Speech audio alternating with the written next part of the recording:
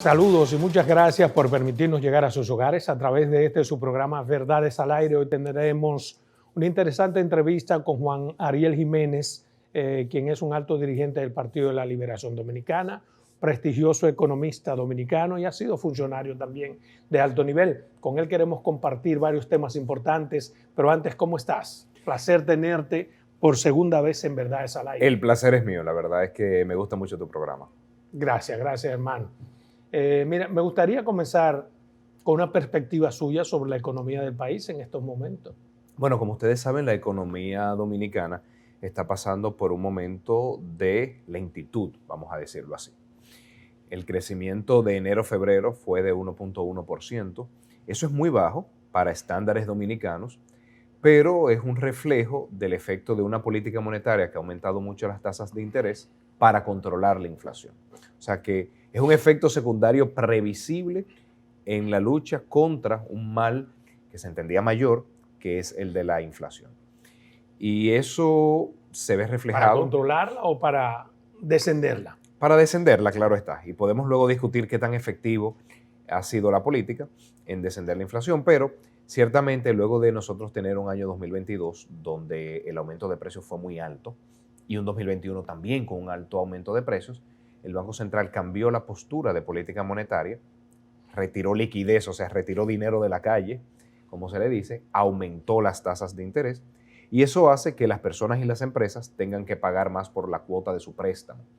Entonces, una persona que tiene un préstamo de vehículo, un préstamo inmobiliario, si antes pagaba 15,000 pesos de cuota y ahora paga 30,000, obviamente va a consumir menos. Eran estrictamente necesarias esas medidas que afectaron obviamente a todo el mundo. Eran necesarias. Obviamente que pudiéramos discutir si se aumentó demasiado la tasa de interés, si por el hecho de que era un problema de oferta, era un problema de descontrol en algunos sectores, sobre todo el agropecuario, había otro tipo de políticas más efectivas. ¿Y por qué eran necesarias?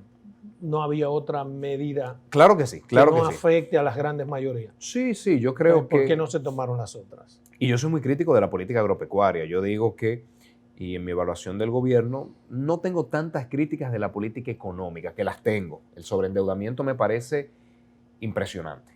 De eso que y no en el buen sentido de la palabra.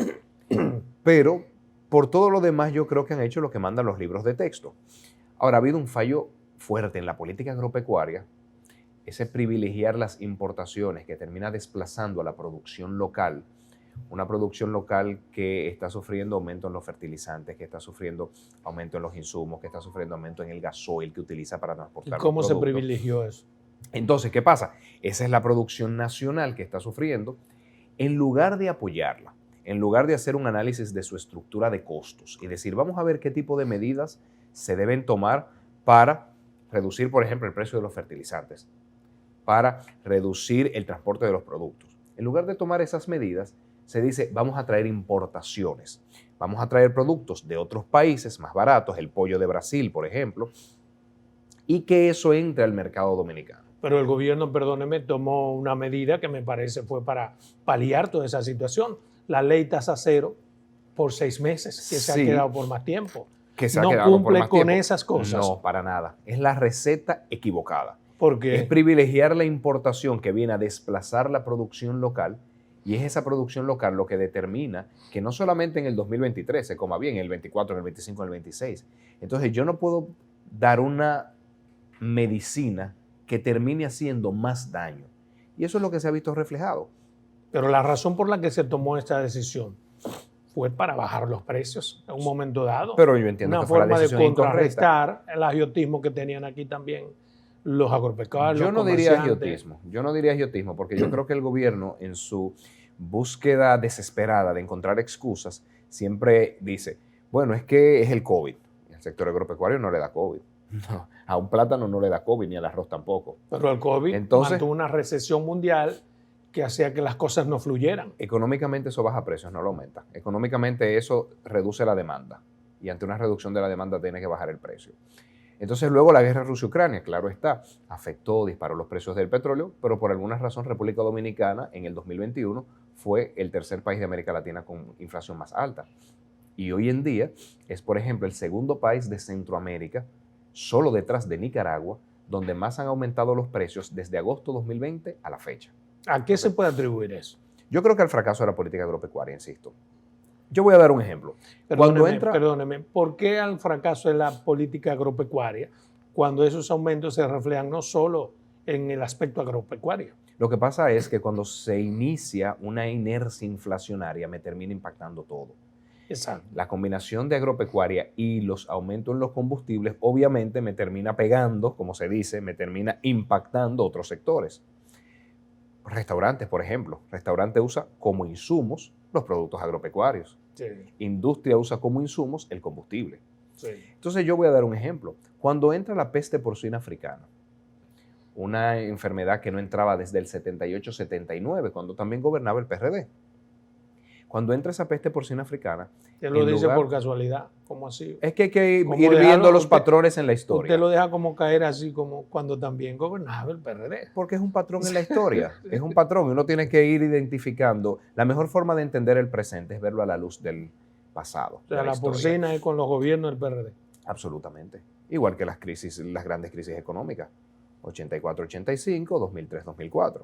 Son patrones que se dan. ¿Pura casualidad? No, pura casualidad no. La primera es casualidad, la segunda es patrón. Okay. Entonces, cuando entra la peste porcina africana, resultado de haber sustituido a todos los técnicos sanitarios y fitosanitarios que había en el país, entonces se sustituyen, entra la peste porcina africana, empiezan a negarlo. Es mentira, son 2 cerdos, son 11, son 2 fincas, son unas provincias. Al final, tienen que sacrificar la producción de cerdo. Como la población dominicana no consumía cerdo, ¿qué va a consumir? Obviamente que va a consumir pollo. Pero no se empezó a trabajar a tiempo con los productores avícolas en aumentar la oferta de pollo. Todo economista sabe que si se mantiene la oferta y aumenta la demanda, se disparan los precios. Y el pollo explica gran parte, el aumento en el precio del pollo explica gran parte del aumento de precios en el 2021, porque el pollo pesa mucho en la canasta. Todo el mundo consume pollo. Por eso digo, esa inflación de 2021, controlarla era más tener una buena política de producción de pollo que aumentar las tasas de interés. Y así puedo ir dando un sinnúmero de ejemplos. El caso de la gasolina. El gobierno se mantuvo incrementando el precio de la gasolina conforme iba aumentando el precio del petróleo. Entendible.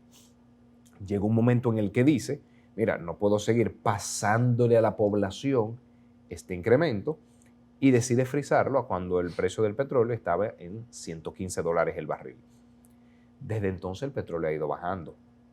El presidente había anunciado que si bajaba de $85 iba a bajar el precio de la gasolina. El petróleo tiene 6 meses con un precio por debajo de $85. ¿Por qué usted cree que no se toma esa medida? Porque, por ejemplo, el tema del petróleo es recurrente en este gobierno, porque ciertamente el presidente dijo eso, pero en los pasados gobiernos también. Lo que pasa ¿A qué se debe? ¿Hay algo que hace que esa palabra empeñada en términos económicos no convenga cumplirla? Lo que pasa es, para entender la dinámica del precio de la gasolina, el gobierno y todos los gobiernos han tenido una especie de mecanismo de compensación. Perfecto. Cuando aumenta mucho el petróleo, no puedo subir tanto los precios de la gasolina porque tengo un conflicto social y impacto demasiado la canasta familiar. Y cuando baja el petróleo, pero entonces cuando baja tengo que que recuperar un poco. Claro está. En este gobierno se dijo, eso va a pasar en el rango $85-115. O sea, estoy dejando el precio de la gasolina como si fueran $115. Cuando esté a 110, a 105, a 100, a 90, voy a ir recuperando el subsidio anterior.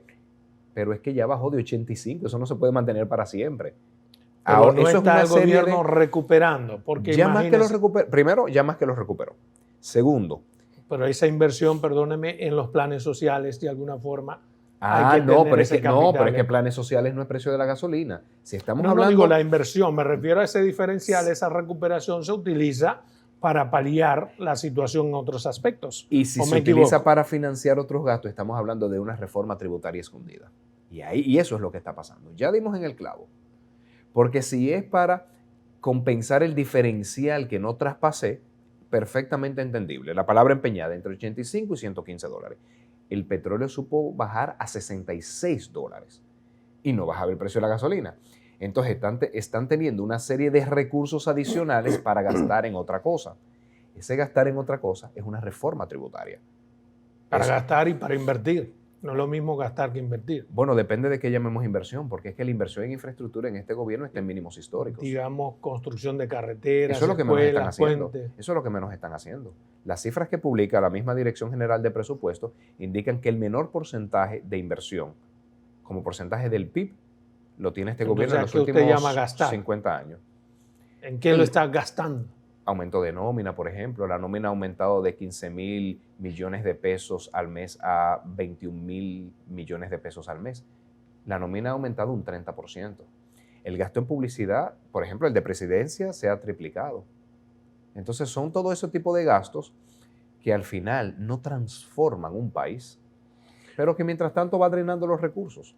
Hay una realidad y es que los precios de los productos y de casi todas las cosas están elevados, por la razón que fuere. Como economista, un hombre diestro con todas las capacidades, ¿qué hacer para detener eso al margen de la politiquería?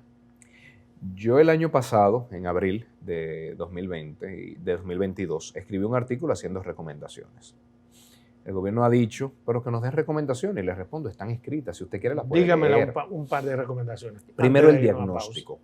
El diagnóstico es que se ha disparado los precios que afectan la estructura de costos de los sectores productivos. Primer elemento, vámonos con el sector agropecuario. Precios de los cereales muy altos. Había aumentado mucho el precio del maíz, del sorgo, del trigo y de la soya.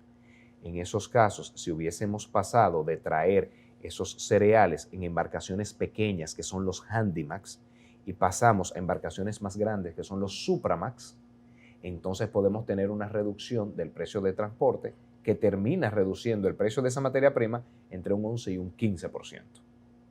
Agrupar a todos los productores y decirle, venga, vamos a hacer unas importaciones y a traerlas en embarcaciones Supramax. Otro elemento, en el tema de los fertilizantes, pasar a compras conjuntas. En lugar de que cada importador compre su fertilizante, agrúpelos a todos, haga una gran compra y con eso puede negociar con suplidores internacionales precios mucho más bajos. Tenemos que irnos a una obligatoria primera pausa. En 2 minutos quiero que continuemos ahí con esas recomendaciones que son sumamente factibles.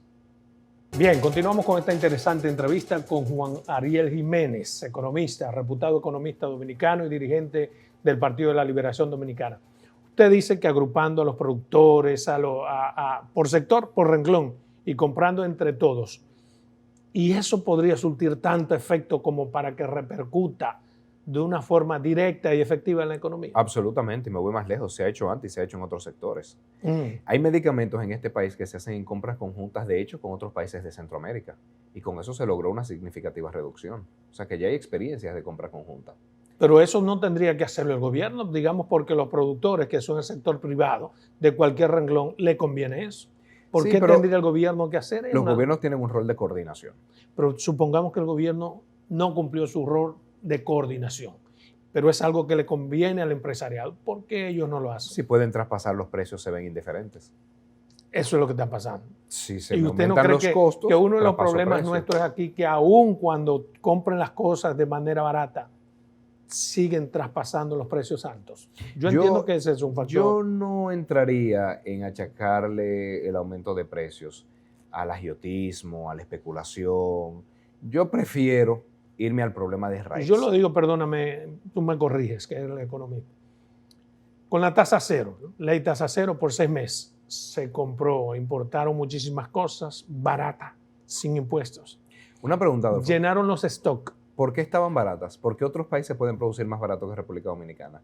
¿Qué hicieron esos gobiernos que pudieron mantenerla? Digamos que previeron. A eso es que voy. Está bien, digamos que previeron. Perfecto. Pero compraron todo barato, llenaron sus stocks y siguen vendiéndolo al precio como si no lo hubiesen comprado barato, como si el gobierno hubiese puesto de su parte para ayudar.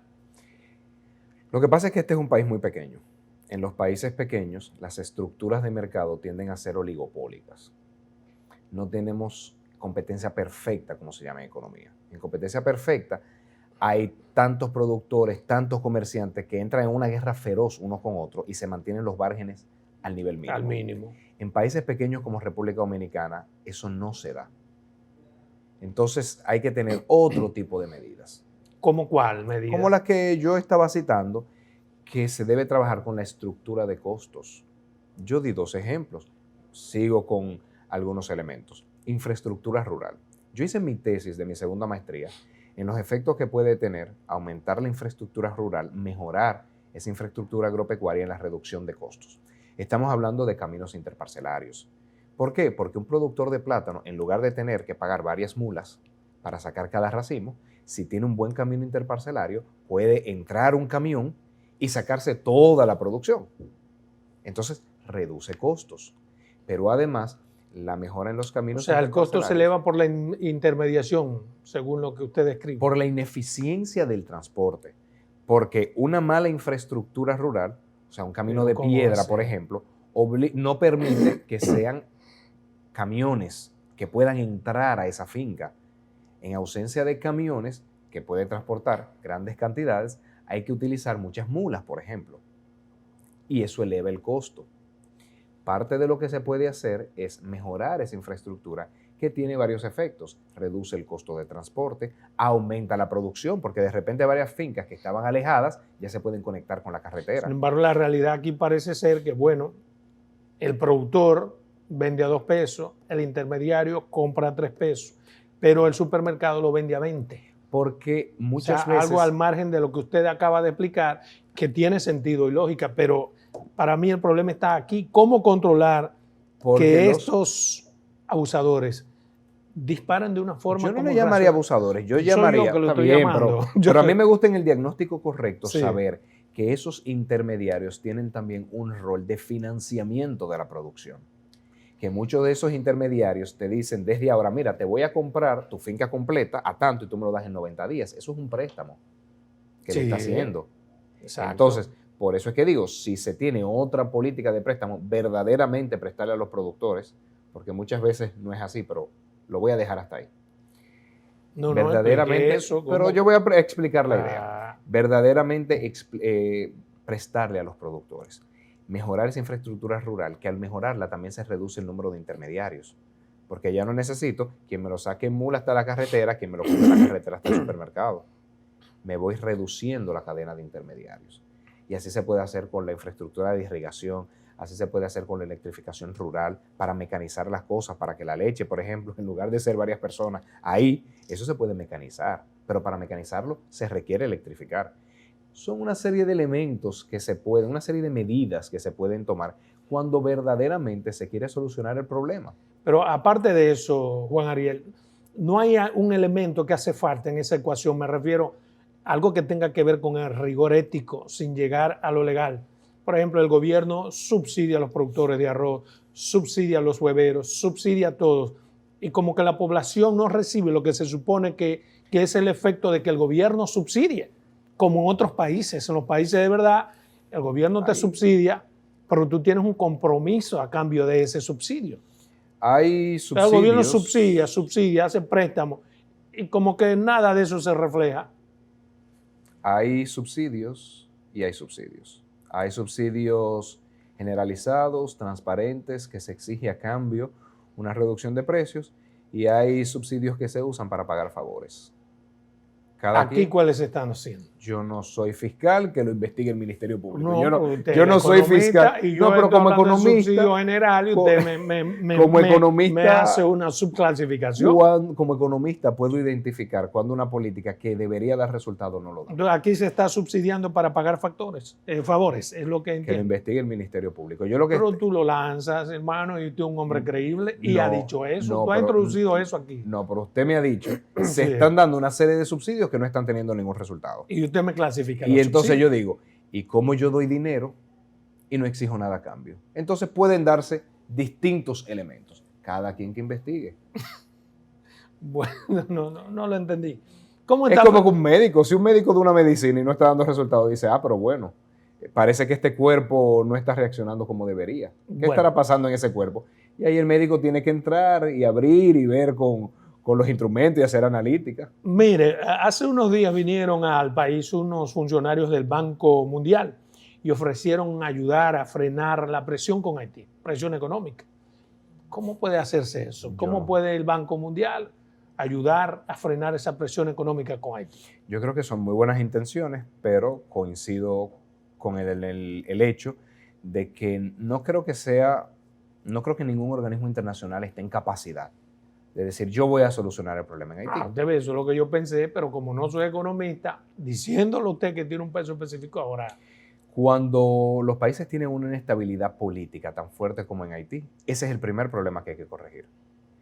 En Haití, lo principal que se necesita es estabilidad política, antes incluso que política económica, porque es que la política económica presume unos niveles de continuidad, unos niveles de los cuales se necesita, para que tengas resultados. Exactamente. Pero para eso se necesita al menos tener un gobierno estable. Entonces no tiene tampoco sentido esta siguiente pregunta. A decir de algunos economistas, ellos están abogando o sugieren un acuerdo entre los bancos centrales de Haití y República Dominicana para que el peso sea como la moneda de circulación. Yo no le veo sentido alguno a eso. No entiendo qué quiere lograr. De hecho, no sé qué problema quiere corregir. Insisto, si el problema principal de Haití es que no puede tener un presidente efectivo durante 4 años, no sé cómo, teniendo que el peso dominicano circule en Haití, va a corregir eso. Eso pensé yo bien, también. No estoy muy equivocado. Usted ha dicho en días anteriores, usted ha criticado duramente la inversión pública. Usted dice que es muy poca. ¿Por qué usted cree que es muy poca? Porque lo dicen los números de la Dirección General de Presupuesto. No es una opinión, es un dato fáctico. ¿Y cuánto debería ser la suficiente inversión? ¿Qué ha pasado? Porque lo de poco o mucho depende, entiendo yo, de que, bueno, cuánto yo digo que voy a invertir aquí. Volvamos a los organismos internacionales. Esos mismos organismos han indicado que países de América Latina necesitarían unos niveles de inversión entre 5 y 6% del Producto Interno Bruto. ¿Para qué? Para facilitar que las economías tengan un crecimiento que permita una reducción de la pobreza, una creación de empleo. O sea, vamos a poner un ejemplo. Se necesita construir mucho más carreteras para que todas esas comunidades que están incomunicadas puedan acceder, por ejemplo, a los puestos de trabajo que hay en la ciudad. Por decir un ejemplo, se necesitan aeropuertos para desarrollar nuevos polos turísticos, se necesitan puertos para desarrollar zonas industriales, porque la infraestructura crea oportunidad de inversión. ¿Y cuál es la inversión entonces ahora, la que tenemos? Voy para allá. Entonces debería ser entre 5 y 6%. Lamentablemente en República Dominicana se ha dado una tendencia desde la conclusión del gobierno del expresidente Joaquín Balaguer de reducción del gasto de inversión. Con esto lo estoy poniendo en contexto de que es algo que ocurría también en gobiernos pasados. PLD, PRD, PRM, todos. Porque hay que ser justo. Eso venía cayendo. Pero en los gobiernos del PLD se mantenía cercano al 3.5% del Producto Interno Bruto. Que es deficiente también. Que todavía es deficiente, efectivamente. Bueno, en los gobiernos del PRD, PRM, algo histórico que se ha visto, porque hay que identificar patrones, es que cae mucho el gasto de inversión. Ocurrió 78-86, ocurrió 2000-2004, está ocurriendo ahora. Entonces, ahora estamos acercándonos a apenas un 2% del Producto Interno Bruto. ¿Por qué usted cree que? Peor aún, gran parte de lo que sale reflejado como gasto de inversión en verdad son transferencias a fideicomisos. Si ustedes recordarán, en el año 2021, el gobierno ejecutó casi la mitad del gasto de capital presupuestado en diciembre. Eso es imposible. ¿Cómo lo ejecutó? Transfiriendo un fideicomiso. Eso no tiene efecto alguno. Eso es un truco contable. Tanto así que Bank of America, en su última revisión de la economía dominicana, lo advirtió y lo dijo. Recuerden que las transferencias no tienen un efecto en la dinamización económica. Como no me sigan aplicando ese truco. Yo creo que primero es una convicción del gobierno de no hacer grandes inversiones en infraestructura. Cada quien tiene su librito. En el librito del PRD, PRM no está. ¿Por qué a un gobierno le convendría? ¿Cuál sería el efecto? Porque hay recursos limitados y prefieren gastar en otro tipo de cosas. Prefieren inventarse un bono de repente que no estaba presupuestado en junio, creo que fue. Inventar o necesariamente lo que no se está haciendo en inversión pública se está utilizando en subsidios y en otras necesidades que devinieron de problemas anteriores, no puede ser. No, para nada. No. ¿Qué tipo de problemas anteriores? Ese es uno de los argumentos que han Vino utilizado. la pandemia que todavía tuvo sus efectos. Perfecto. Digamos la crisis, la pandemia. guerra Ucrania. Vamos con la pandemia. En la pandemia, presupuesto salud, 510 millones de dólares. Con eso no se puede justificar un aumento de la deuda del sector público no financiero que supera 15.400 millones de dólares. Programas sociales por la pandemia. FASE, quédate en casa, para ti, supérate durante el periodo de la pandemia, 1.810 millones de dólares. Con eso no se puede justificar un endeudamiento que ya supera 15.400 millones de dólares. Entonces, es que los economistas no vamos a los números. El gobierno puede decir lo que quiere en notas de prensa, en tweet, y uno dice, ok, usted dice eso, vamos a ver qué dicen sus propios números. Y sus propios números lo desmienten. Entonces, si usted tuviera que decirme en pocas palabras, ¿la economía ahora cómo anda? ¿Bien o mal? La economía actualmente, los mismos números dicen que está rezagada. Miren que yo no estoy usando la palabra crisis. Pues rezagada está en el mundo. No necesariamente, no necesariamente. De hecho, en países como Estados Unidos, el gran problema es que la economía está sobrecalentada. Vámonos a una segunda pausa comercial. Continuamos ahí mismo. Bien, continuamos aquí con esta interesantísima entrevista a Waldo. Según datos, la economía establecen que el dinero circulante ha bajado 2,6%. ¿A qué se puede atribuir? Es la política monetaria que ha estado recogiendo dinero, aumentando la tasa de interés, para desacelerar la economía, para ponerla como si fuera, le está dando un diazepam, vamos a decir así, para que se tranquilice y eso quite presión a los precios. El combate con la inflación, volviendo a la medicina, es como esta enfermedad que sabemos la medicina, sabemos que hay que darle, pero no sabemos bien cuál es la dosis. Y cada quien tiene su librito. Por ejemplo, en Estados Unidos hay quienes critican que se ha aumentado mucho la tasa de interés, hay quienes dicen que se ha aumentado poco. O sea, que esta discusión de evaluación de la política económica se da en todos los países es saludable y es importante para la democracia. Que no es un elemento de quiero hacer ver mal un gobierno, quiero hacer ver mal un gobierno, no. Es una evaluación técnica. ¿Le parece correcta esa reducción de 2,6%? Sí, claro que sí. El Banco Central ha hecho lo correcto. Lo que pasa es que el Banco Central se ha visto solo en la lucha contra la inflación. Porque como tiene un equipo agropecuario que en lugar de promover a los productores y ayudar que el aumento en la oferta controle los precios, hace todo lo contrario, como tiene un equipo que determinó que aumenten los precios de la gasolina y de la electricidad cuando el precio del petróleo iba subiendo, pero ahora que ha bajado, que no baje eso, el Banco Central tiene que reaccionar. Pero esa Lamentablemente está solo. Esa inflación acumulada de 20,64%, ¿usted no cree que es muy alta? Es muy alta. La inflación de agosto 2020 a la fecha es de 22%. Y hay componentes como alimentos que han aumentado 28%. Cuando uno hace esa evaluación, uno no se da cuenta de que somos el segundo país de Centroamérica donde más han aumentado los precios. Solamente Nicaragua nos supera. Y uno dirá, ¿qué ha hecho Guatemala? ¿Qué ha hecho Honduras? ¿Qué ha hecho Costa Rica? Que han podido controlar más los precios que República Dominicana. Ellos no tienen mejores economistas que República Dominicana. Tienen muy buenos, en Dominicana también hay muy buenos, incluyendo en el gobierno. Entonces, es otro tipo de elementos. Y yo insisto, es la política agropecuaria y la energética la gran responsable del problema que nosotros tenemos con los precios. ¿Cómo podemos entonces evaluar todo eso que usted ha dicho sobre la inflación, sobre esa inversión respecto a la deuda pública que ha aumentado en un 53,6%? ¿Qué nos espera? ¿Qué usted augura? La deuda pública del sector público no financiero, quiere decir gobierno. Del gobierno. O quiere decir, no incluye el Banco Central. Desde agosto 2020 a febrero 2023, que es el último dato publicado, ha aumentado más de 15.400 millones de dólares en términos netos. Si se incluye el Banco Central, estamos hablando de que el aumento ha sido de más de 23.000 millones de dólares. Eso se llama sector público consolidado, gobierno y Banco Central. Varias cosas. La deuda del sector público consolidado en 2 años y medio ha aumentado más que en 8 años de gobierno de Danilo, que en 8 años de gobierno de Leonel. ¿Qué tan peligroso es eso? La pregunta. Pero yo no quisiera decir que viene una crisis de deuda porque no viene. Cada vez que se aumenta tanto la deuda, más que nada, se está apostando a una reforma fiscal.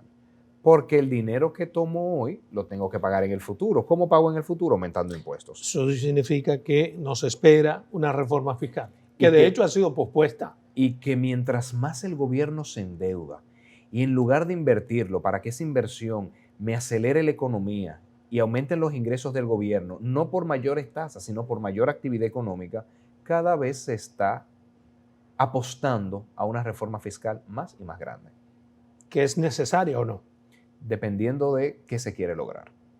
Porque si lo que se quiere lograr es aumentar el gasto de inversión pública, si lo que se quiere lograr es tener una reestructuración económica, un pacto fiscal es necesario, donde se evalúe subir, poner y bajar y eliminar también. Y este aumento de esas deudas, tanto la pública como el Banco Central, como el sector, como ustedes lo clasifican, es algo sistémico, porque la deuda del Banco Central también ha subido un 59%.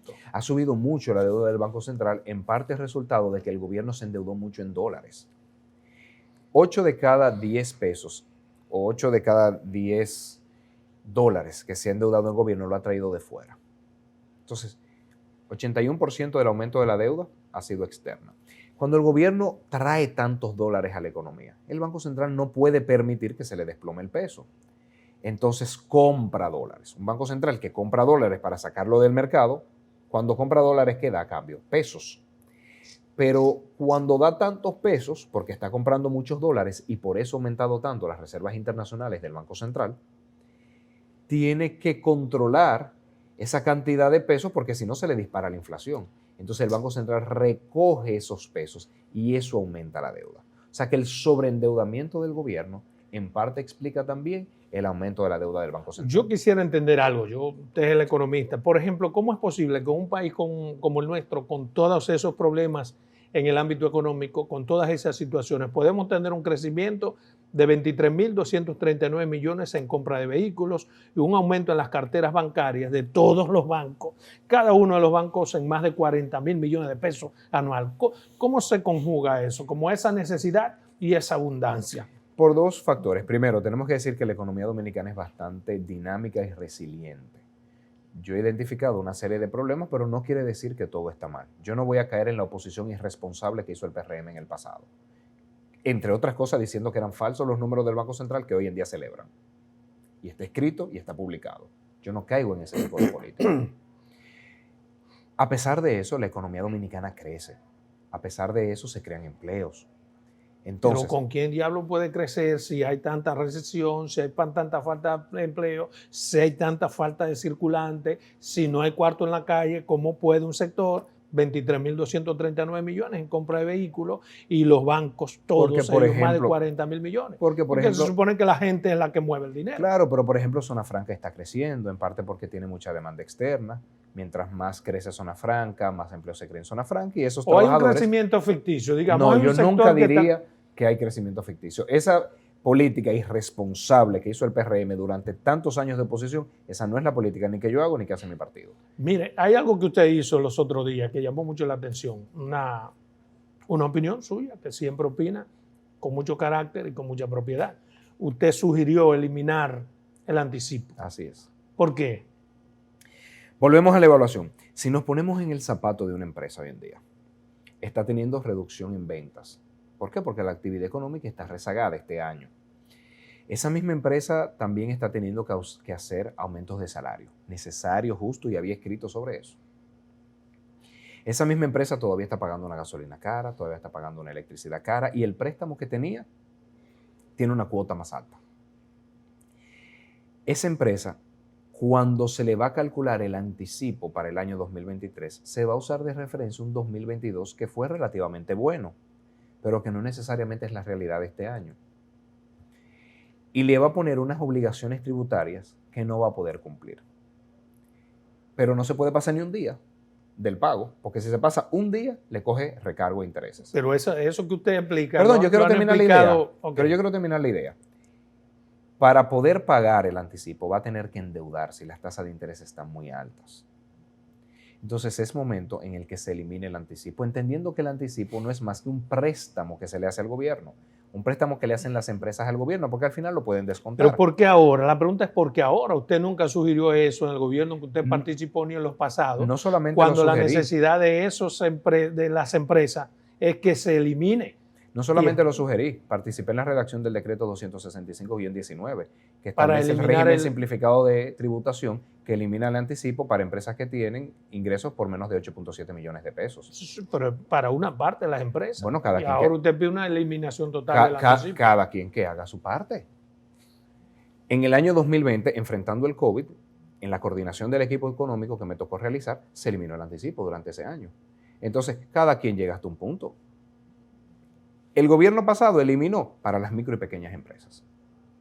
Eliminó el anticipo como medida por el COVID. Y ahora, ¿hasta dónde usted lo sugiere? Absoluto. Completa eliminación del anticipo. ¿Qué representaría para el gobierno eliminar el anticipo? Absolutamente nada. Es descontable el año siguiente. Insisto, es que no representa una pérdida de ingresos. No es una pérdida, perdóname, Waldo, pero es tú tener un dinero, Juan, como tú tener un dinero fresco para poder utilizarlo. Ahora sí. No es una pérdida de ingresos, es una distribución del ingreso a lo largo de los años. Perfecto. A lo largo de los meses, perdón.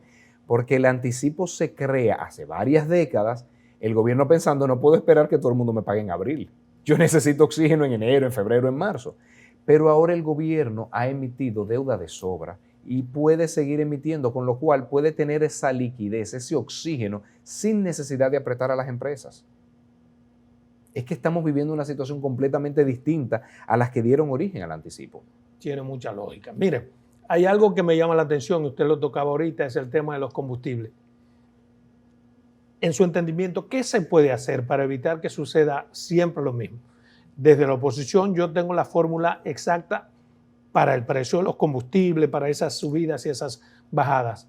Pero cuando me enquisto en el poder, pues yo hago exactamente lo mismo que decía que no debía hacerse. Debe haber un patrón, debe haber una forma que obligue a los gobernantes a que hagan lo correcto. ¿Usted tiene alguna sugerencia en ese sentido? Sí. Es que tiene que transparentarse el mecanismo de compensación de precios. O sea, tiene que hacerse transparente. Y se ha dado en muchos países. Chile, por ejemplo. ¿Y usted cree que no está transparente? Yo creo que está transparente. Yo lo que creo es que no se está cumpliendo. ¿En qué página web dice? ¿Cuánto se subsidió? Bueno, una cosa es que lo pongan y otra cosa es que eso es hacerlo transparente. Eso es mostrarlo al público. Eso es explicarle al público, mire, si el precio no aumenta de tanto y no baja de tanto, mantengo inalterado, que fue lo que hizo el presidente Abinader. El problema es que no ha cumplido su propia palabra. El presidente Abinader dijo, entre $85 y $115 el barril del petróleo, mantengo invariable. Entonces, cualquiera entiende, ok, ese es el rango en el cual se mantienen los subsidios y las compensaciones. Pero él mismo ha violado su palabra. Entonces, lo que hay es que transparentar eso y que cada quien pueda entrar a una página de internet y ver y hacer el cálculo. Entonces, ahí la gente va a decir, es verdad que estoy pagando hoy en día una gasolina más cara, pero es compensando que anteriormente la pagué más barata. Hay que transparentar eso. Obviamente, eso le quita un rejuego al gobierno que ahora, en lugar de bajar el precio de la gasolina, está teniendo unos recursos extra no presupuestados y lo puede gastar en nómina, en supérate. Cuando le digo a usted precisamente que tenemos que buscar una fórmula legal es porque nada diferencia que esté transparentado si no hay algo que obligue a que tenga que hacerse. Al transparentarlo crea presión social. Pero que tiene y nadie hace caso. Así mismo. Entonces, yo también coincido y también eso el presidente Abinader lo prometió. Dijo en Asamblea Nacional, voy a introducir una ley de hidrocarburos que va a transparentar eso y que lo va a hacer obligatorio. ¿Dónde está esa ley? Está en el Congreso. Ajá, ¿y por qué no ha salido? Porque otras leyes ellos la pasan en días. Bueno, vamos a una tercera pausa comercial. Regresemos, son dos. Cuando regresemos yo quiero que me diga si estamos ahora en condiciones de negociar con otro papá que no sea solo Estados Unidos. La posibilidad de negociación con China. ¿Cómo usted la ve? 2 minutos. Continuamos aquí con esta interesante entrevista con Juan Ariel. Juan, ¿estamos en condiciones de negociar con otro papá que no sea Estados Unidos? ¿No nos conviene? China, por ejemplo, que está ofreciendo mejores condiciones en todas las cosas. Depende. Estados Unidos es nuestro principal socio comercial y lo es por varias razones. Primero, es el comprador de lo que nosotros producimos. Nosotros producimos manufactura. Pero sin dejar de negociar con Estados Unidos. Claro, pero yo voy para allá. Estados Unidos importa ese tipo de manufactura. China no. China es nuestra competencia ahí. Nosotros producimos productos agropecuarios. Estados Unidos es un gran comprador de los productos agropecuarios dominicanos. También Europa. China no tanto. China tiene su mercado bastante protegido. China es un tremendo comprador de materias primas, sobre todo metales e hidrocarburos. China importa mucho cobre de Chile importa mucho carbón de Indonesia, pero República Dominicana lo que hace es que importa eso, no lo exporta. Entonces, por tanto, el mercado chino, interesante, importante y que nos tomará años ir penetrando fuertemente, no puede ser un sustituto del mercado estadounidense. No, pero yo no lo quiero ver como un sustituto. Yo digo, además. Ah, no, claro, es que siempre hay que buscar nuevos mercados. Porque mientras menos tú dependes de un solo, claro, las posibilidades. Sí, eso se llama la diversificación de los destinos de exportación y tiene que darse siempre. ¿El país ha sido ágil en eso, en buscar otros mercados? No ¿Usted tanto, no cree que somos deficientes? No tanto. Efectivamente, por ejemplo, hay mercados como Centroamérica, en donde nosotros importamos muchas cosas, pero no exportamos. Entonces, sí, nos ha faltado dinamismo en ese sentido, y eso es responsabilidad tanto del sector privado como del gobierno. Exacto. O sea ahí no se ha hecho el mejor de los trabajos. Política internacional. Absolutamente. Mira, hablando de política internacional, todavía hay un cierto temor en quiebra de algunos bancos en Estados Unidos. Sí. ¿Cómo podría eso repercutir aquí? Yo considero que en República Dominicana no va a impactar el sistema financiero. ¿Por qué? Porque estos bancos en Estados Unidos, voy para allá, en Estados Unidos están quebrando algunos bancos regionales. Ya esta semana va a quebrar un tercero. First Republic Bank va a quebrar. No descarto que sigan quebrando otros bancos regionales, pero ni las empresas dominicanas ni las familias dominicanas tienen grandes préstamos de este tipo de bancos ni grandes inversiones en este tipo de bancos. ¿Usted cree que no? No, estoy seguro que no. Las empresas dominicanas y las grandes familias dominicanas que tienen fortunas, por decirlo así, utilizan los top 5 de los bancos. El Chase, Bank of America, JP Morgan, ese tipo de bancos que hasta el momento no tienen peligro alguno. Entonces, por eso creo que no va a impactar el sistema financiero dominicano. Punto y coma. Estados Unidos puede que entre en recesión o que se les reduzca demasiado el crecimiento a finales de año, el segundo semestre, pero sobre todo en el último trimestre.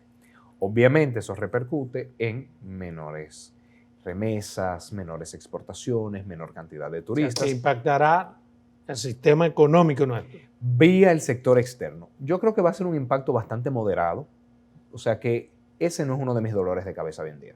Dice, por ejemplo, dice el Bank of America que en el año 2023 será un año de resultados económicos y crecimiento decepcionante. Sí, es así, porque el Bank of America, en esa evaluación que hace de la economía dominicana, estima que va a estar creciendo cerca de un 3%. Para un país que normalmente crece entre 5 y 6%, ellos le llaman a ese crecimiento decepcionante. Mire, usted, además de excelente economista, usted es vicepresidente del Partido de la Liberación Dominicana y el PLD y la Fuerza del Pueblo están buscando una especie de acuerdo. ¿Cómo va? Ya diseñaron 2 comisiones. ¿Cómo van los trabajos? No hay comisiones. Hasta el momento, ese es un tema que no se ha discutido en el comité político. Ciertamente hay una gran parte de la población que ante la insatisfacción con este gobierno, que no ha podido controlar la delincuencia, sino que ha aumentado, que ha afectado gravemente los servicios públicos, donde hay un pasaporte que no funciona, un 911 que no funciona, donde los hospitales están muy deteriorados, donde hay un sistema de asistencia vial que no funciona. Entonces hay una gran parte de la población que dice, por favor, sáquenlos del gobierno, hagan lo que sea, alíense, no peleen, lo que sea, pero sáquenlos. Entonces, obviamente eso se traduce en una presión hacia dirigentes políticos que entienden que, miren, hay que hacer lo que sea, pero este país no aguanta esta caída. Hay que hacer una alianza. Yo creo que hay que discutirlo en el comité político. Todas las ideas están sobre la mesa. Uno no se puede cerrar a nada. Obviamente nuestra principal alianza es con el pueblo dominicano, escuchar sus necesidades, escuchar sus expectativas. Ya eso ustedes la escucharon. No, hay que seguir. Es un ejercicio que se hace siempre y se tiene que hacer en oposición y en el gobierno también. Solamente así se gobierna. ¿Pero qué ganaría el PLD con una alianza con la Fuerza del Pueblo? No, es que yo no diría que ganaría el PLD si la Fuerza del Pueblo entiende que quisiera ir aliada al PLD, que siempre ha encabezado los bloques. O el PLD a la Fuerza del Pueblo. Es que siempre ha sido el PLD que encabece. Hasta Balaguer siendo presidente en el año 96, en esas elecciones endosa el apoyo al PLD. Pero siendo ahora la Fuerza del Pueblo que tenga mayor preeminencia y esté en segundo lugar, la alianza... No, es que ellos, nosotros y todos sabemos que no es así. Pero, insisto, si las puertas están abiertas, cualquier partido que quiera que el PLD encabece su propuesta de país. Luego el candidato del PLD ha dicho que están dispuestos a hacer una alianza. ¿Y cómo es posible que él lo diga sin que el comité, sin que usted como cabeza es que por historia política el PLD siempre está dispuesto a hacer una alianza donde el PLD encabece. Con la fuerza del pueblo. No con cualquier partido, con cualquier partido. Las puertas están abiertas. Sí, ellos lo saben, todos lo saben. Pero estuvo abiertas para el Partido Reformista, antagonista histórico del PLD. Estarán abiertas para todos. Pero el mismo antagonismo es el histórico que el que se da ahora, ¿no? No, porque ahora es muy coyuntural. Sí. Ahora es un interés personal muy personal. Política y el ego de dos murallas que no quieren ceder. Pero, mire, usted dice que la fuerza del pueblo no está en segundo lugar. ¿En qué datos, según los datos suyos, qué posición está? Yo no voy a traer encuestas que no he visto, porque aquí también hay una guerra por eso de encuestas. Le digo, según los datos y los gobiernos sacan encuestas y ya la hacen por Facebook, por las redes. Yo creo en lo que usted me diga. Según los datos suyos, ¿cuál es el posicionamiento de los políticos? El PLD está en segundo lugar. En segundo lugar. Absolutamente. ¿Con qué porcentaje? Eso no lo puedo decir. Entonces, ¿cómo sabe que está en segundo lugar? Es que no tengo números recientes. ¿Que no tiene? Es que las cosas han cambiado recientes. Yo tengo números de inicio de año. De inicio de año, pero en 4 meses pues es probable que la fuerza del pueblo se haya ido, como en efecto dicen las encuestas. ¿No creen en esas encuestas? En las encuestas que saca cada uno y dice como los 2 millones de votos que tenían y lo llevaron al Palacio de los Deportes, ¿dónde están? Mire, esa posible alianza, ¿tienen que hacerla ahora o después, digamos, para las presidenciales, en su criterio? Esta posible alianza tiene que ser discutida en el comité político. Nosotros somos un partido exageradamente disciplinado, donde ninguno de nosotros puede fijar posición al margen del organismo que pertenece. Pero me refiero... Por eso cuando gobernamos distinto. Pero planificados, organizados, ordenados. Por eso mismo, como parte de una planificación, le pregunto si debe ser ahora o después para presidenciales. Si debe ser. Sí debe ser. O no debe ser. Sí. Y cuándo debe ser, lo fijará el comité político. En ese organismo yo diré mi opinión, pero nunca podré decirlo al margen de mi organismo. Somos disciplinados, somos organizados, entonces yo tengo que respetar esa disciplina histórica que ha tenido el PLD. Bueno, el hombre es un zaramagullón, además de joven, también es bastante activo. Ha sido un placer tenerte aquí, en verdad es al aire. Para mí un inminente placer tenerte, ¿verdad? El placer es mío, Siempre Adolfo. traes opiniones muy interesantes y frescas. Muchísimas gracias. A ustedes, gracias.